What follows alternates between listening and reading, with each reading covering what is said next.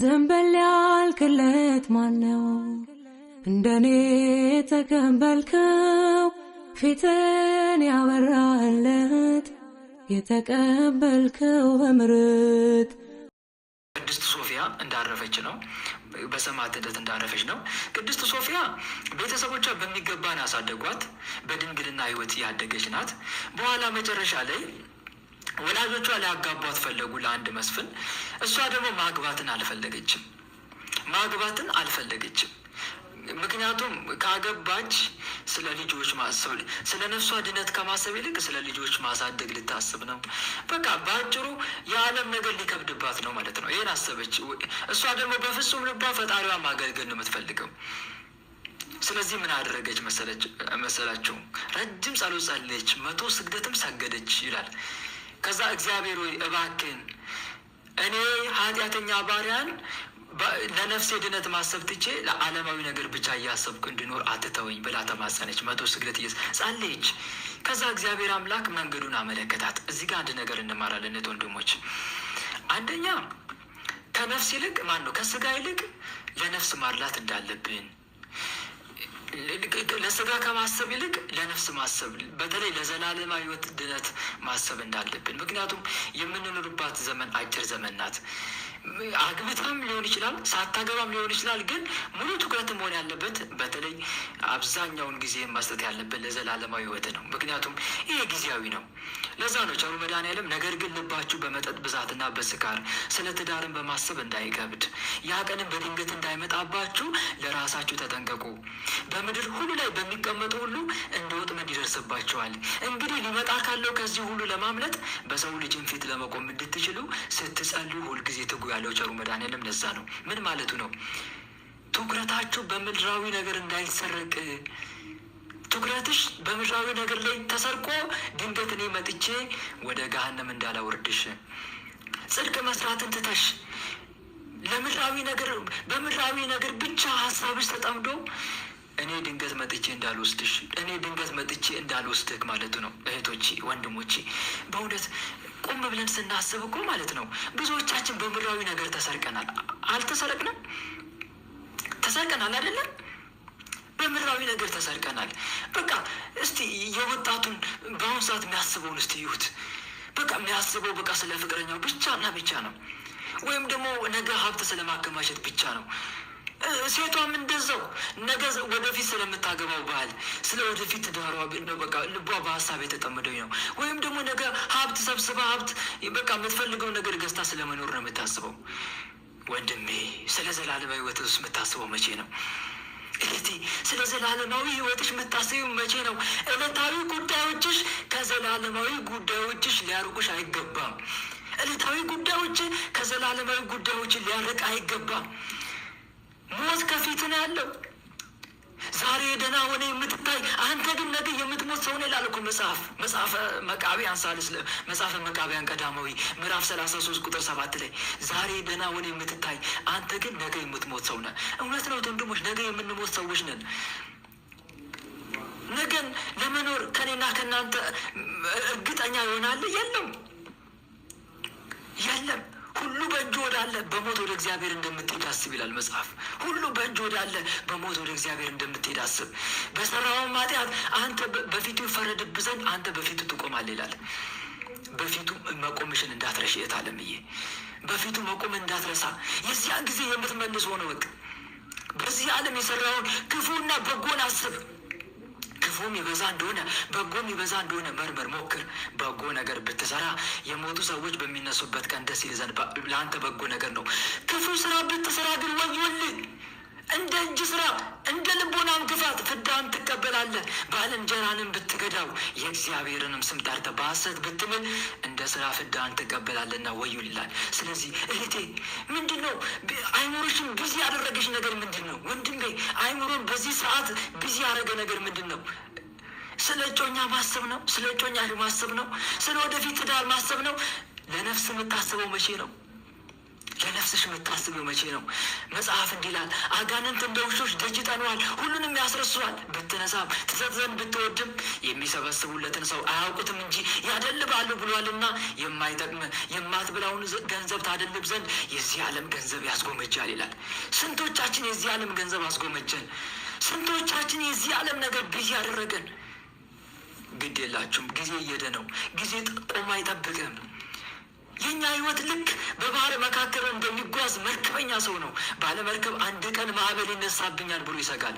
ክርስቲያንም አንድ ቀን ነፍሴ ከስጋዬ ተለይታ በእውነተኛው አምላክ ፈራጅ ዙፋን ፊት የምቆምበት ሰዓት ይደርሳል ብሎ ይሰጋል። ለዛ እኮ ነው አንድ ቅዱስ እኔ 3 ነገሮችን እፈራለሁ አለ። 3 ነገሮችን እፈራለሁ።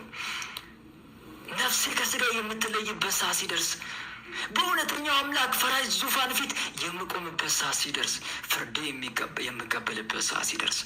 ይሄ ልናስብ ይገባል ወንድሞች፣ ይሄ ልናስብ ይገባል። ሙሉ ትኩረታችን ወደዛኛው ይሁን፣ ወደ ላይኛው ቤት ይሁን። ዳዊት እንዳለው አቤቱ እርዳታው ከአንተ ዘንድ የሆነለት በልቡም የላይኛውን መንገድ የሚያስብ ሰው ምስጉን ነው እንዳለው የላይኛውን መንገድ በማሰብ ልባችን ቢዚ ልናደርግ ይገባል። ቸሩ መድኃኔዓለም ያለውን ቃል እንዳትረሱ። ወገባችሁ የታጠቀ መብራታችሁም የበራ ይሁን። እናንተም ጌታቸው መጥቶ ደጁን ሲያንኳኳ ወዲያው እንዲከፍቱለት ከሰርግ እስኪመለስ ድረስ የሚጠብቁ ሰዎችን ምሰሉ። ጌታቸው በመጣ ጊዜ ሲተጉ የሚያገኛቸው እነዛ ባሪያዎች ብፁዓን ነው ይችላል። እንትጋ እህቶቼ፣ ወንድሞቼ፣ ወደ መድኃኔዓለም እንገስግስ። ቀኑ መሽቷል፣ የማታውም ጥላ ረዝሟል። ወዮልን አይደል ያለው ኤርሚያስ፣ ነቢዩ ኤርሚያስ ምዕራፍ 6 ቁጥር 4 እስከ 5 ላይ ቀኑ መሽቷል የማታውም ጥላ ረዝሟልና ወዮልን ይላል። ወዮልን እና በአሁኑ ሰዓት የብዙ ሰው በቃ አስተሳሰቡ ምድራዊ ብቻ። በቃ ነፍሴ ከስጋዬ ስትለይ የት ነው ምገባ ብሎ አይጨነቅም። የት ነው ምገባ ብሎ አይጨነቅም። በቃ ለቅጽበታዊ ደስታ ብቻ ነው የሚጨነቀው። ዋይ ለምን ወንድሞች፣ ለምን ይሄ ነገር ቢዚ ያደርገናል? ለምን ዕለታዊ ጉዳዮቻችን ከዘላለማዊ ጉዳዮች ሊያደርገን? በነገራችን ላይ ዲያብሎስ ከሚቆጣጠራቸው የሰውነት ክፍሎቻችን መካከል አይምሮን ነው። አይምሮ ይቆጣጠራል። ለምን? በዓለማዊ ነገሮች ቢዚ ያደርገናል። በዓለማዊ ነገሮች ቸልተኛ እያዘናጋ ለዘላለማዊ ሕይወታችን ግድ የለሽ ያደርገናል። ግድ የለሽ። በአሁኑ ሰዓት ወጣቱን እስቲ ከአንደበቱ ስሙት። ገንዘብ ካለ በሰማይ ገንዘብ አለ፣ በሰማይ መንገድ አለ። አይ ቸሩ መድኃኔዓለም ግን እንደሚል ታውቃለህ? የሰው ሕይወት በገንዘቡ ብዛት አይደለምና ተጠንቀቁ፣ ከመጎምጀትም ሙሉ ተጠበቁ ይላል። ወጣቱ ግን እንደዚህ ነው የሚለው፣ ገንዘብ ካለ በሰማይ መንገድ አለ። ወይኔ ምን ያክል እንደተሸወርክ ብነግርህ፣ ምን ያክል እንደተሸወርክ ብነግርሽ። ገንዘብ አያኖርህም፣ ገንዘብሽ አያኖርሽም። ለሰው የከበረ ሀብት የሰው ሕይወት በገንዘቡ ብዛት አይደለምና ተጠንቀቁ፣ ከመጎምጀትም ሁሉ ተጠበቁ። ይችን ቃል እንዳትረሱ። ሉቃስ ወንጌል ምዕራፍ 12 ቁጥር 15 ላይ ያለ ቃል ነው እና አንድ ነገር መርሳት የሌለብን ነገር ይሄ ነው እና ከቅድስት ሶፊያ አንድ የምንማረው ትምህርት ነው። ዕለታዊ ጉዳዮቻችን ከዘላለማዊ ጉዳዮቻችን ሊያዘናጉን አይገባም። ጋብቻ ዕለታዊ ነው። በሰማይ በመንግስተ ሰማይ መጋባት የለም። የዚህ ዓለም ልጆች ያገባሉ፣ ይጋባሉ። ያን ዓለምና ከሙታን ትንሣኤ ሊያገኙ የሚገባቸው እነዛ ግን አያገቡም፣ አይጋቡም። እንደ መላእክት ናቸው። ሊሞቱም ወደፊት አይቻላቸው። በመንግስተ ሰማይ ተጋብታ አትኖርም። ሁሉም ጊዜያዊ ነው ልላችሁ ፈልጌ ነው። ምን ለማለት ነው? ይህን ስላችሁ ግን አታግቡ፣ ጋብቻ ርኩስ ነው፣ ከጋብቻ እንደዛ ማለት አይደለም። በጋብቻ ሕይወት ኖርክ፣ በድንግልናም ኖርክ፣ በምንኩስና ሕይወት ኖርክ፣ ብቻ ዕለተ ሞትን እያሰብክ ኑር። ሕይወትን ልክ ነገ እንደምትሞት እያሰብክ ኑራት። ሕይወትን ነገ እንደምትሞት እያሰብክ ኑር። ሞቱን በማንኛውም ጊዜ የሚጠባበቅ ሰው ዛሬን የሚቀበላት የመጨረሻው አድርጎ ነውና አንድ ከቅድስት ሶፊያ የምንማረው ይሄንን ነው ባጭሩ። ሶፊያ ማለት በነገራችን ጥበብ ማለት ነው። እሺ ጥበብ ማለት ነው ሶፊያ ማለት።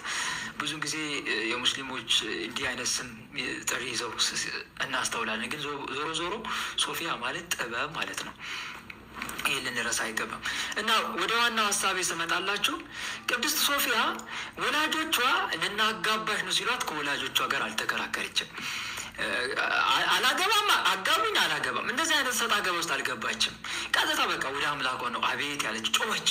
ጌታ ሆይ አስጥለኝ። በነገራችን ላይ ወንድሞች በጉልበት በአቅም መብታችን ተጠቅመን ልናርቀው ማንችለውን ነገር በጸሎት ነው የምንመልሰው። እሺ አንድን ሰው መክራችሁት፣ አንድ ሰው ነግራችሁት አልቀበልም አልሰማም ካላችሁ በቃ ወደ ፈጣሪ አመልክቱ። ከዛ ሰው ጋር እልክ ውስጥ አትጋቡ። በጸሎት ፈጣሪያችሁን ጠይቁ። እግዚአብሔር መንገዱን ይከፍትላችኋል። ለቅድስት ሶፊያ መንገዱን ከፈተላት።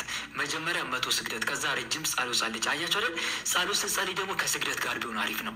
ከምን ጋር አልኳችሁ? እየሰማችሁ ነው አይደል? ድምፅ ይሰማችኋል? ጸሎት ስታደርጉ ከምን ጋር? ከስግደት ጋር። በተለይ የሆነ አንድ ነገር ከፈጣሪ እንዲደረግልህ ከፈለግ እያሳሰብክ መስገድ አለብህ። ለምሳሌ ትህትናን ማግኘት ትፈልጋለች። ትህትና እንዲህ ያልክ ጸልይ። ጌታ ሆይ ትህትናን አድለኝ እየሰገድክ። ጌታዬ ኢየሱስ ክርስቶስ ትህትናን እንደ ሸማ አላብሰኝ። ጌታዬ ኢየሱስ ክርስቶስ እኔ ትዕቢተኛውን ማረኝ። ጌታ ሆይ የትህትናን ጸጋ አላብሰኝ። ሁሉም ነገር ከአንተ ነው። የመልካም ነገር ሁሉ ምንጭ አንተ ነህ እና አምላኬ ትህትና የለኝም፣ ትህትናን ስጠኝ። በእውነት ትህትናን እንደ ሸማ ነው የሚያላብስክ፣ እንደ ሸማ ነው የሚያላብስክ። ንጹሕና ቅን ብትሆን እጅን ወደ አምላክ ብትዘረጋ በእውነት አሁን ስለ አንተ ይነቃል፣ የጽድቅንም መኖሪያ ያከናውንልሃል ተብሎ እኮ ነው የተጻፈው መጽሐፈ ኢዮብ ላይ ምዕራፍ 8 ቁጥር 3-5 ላይ። እና አንድ የምንማረው ትምህርት እህት ወንድሞቼ ይሄንን ነው ማለት ነው። የጎደለን ነገር ካለ ወይም ደግሞ በራሳችን አቅም ጉልበት ተጠቅመን ልናስተካክለው ማንችለውን ነገር በፈጣሪ ያን። ከዛ ቅዱስ ሶፊያ ከጸለች በኋላ ቁጭ ብላ አሰበች። ስታስብ የሆነ ሀሳብ መጣባት። ወደ በረሃ ሄጄ እግዚአብሔርን ላገልግል። ይህን ሀሳብ ያሳሰባት ማን ነው? እግዚአብሔር እኮ ነው። አያችሁ አይደል? መፍትሄውን በሀሳብ ነው የነገራት። መልአክ ተገልጦ አይደለም የነገራት፣ በሀሳብ። እዚህ ጋር አንድ ትምህርት አልተማራችሁም ወንድሞች? እዚህ ጋር አንድ ትምህርት እንማራለን። ምንድን ነው ካላችሁኝ፣ እግዚአብሔር አምላክ ፈቃዱ የሚነግርበት የተለያየ መንገድ ነው። በአንድ መንገድ ብቻ አልጠብቁ። ብዙዎች የሚጠብቁት ወይ በቃ በህልም ተገልጦ እንዲያርግ አታድርግ እስኪላቸው የሚጠብቁ አሉ። እግዚአብሔር በምን መንገድ እንደሚያመለክት አታውቅም። ወይ በሰው አድሮ ሊመክር ይችላል እኮ፣ በሰው አድሮ መንገዱን ሊያመለክት ይችላል። ወይ ደግሞ በራስ ሀሳብ መፍትሄውን ሁሉ ሊያመላክት ሁሉ ጭምር ይችላል። እና በአንድ መንገድ ብቻ አጠብቁ ለማለት ፈልጌ ነው ወንድሞች። እግዚአብሔር በአንድም በሌላም ይናገራል ይላል እኮ መጽሐፍ። እግዚአብሔር በአንድም በሌላም ይናገራል፣ ሰው ግን አያስተውለውም ይላል መጽሐፍ። ሰው ግን አያስተውለውም። መጽሐፈ ኢዮብ ምዕራፍ 33 ቁጥር 14 ላይ ታገኙታላችሁ። እና አንድ የምንማረው ትምህርት ይሄ ነው። መጨረሻ ላይ ዲዮቅልጥያኖስ ጋር ቀርባ ሰማዕትነትን ተቀበለች። ቸሩ መድኃኔዓለም ቃል ኪዳን ገባላት። ይህን ይመስላል ማለት ነው። በእውነት የቅድስት ሶፊያ ረድኤትና በረከት በሁላችን ይደርብን፣ አሜን። እንግዲህ የዛሬው ስንክሳር ትምህርት ይህን ይመስላል እህት ወንድሞች። ያው ብዙ ትምህርት ብንማማርም ጥቂት እንደያዛችሁ ተስፋ አደርጋለሁ።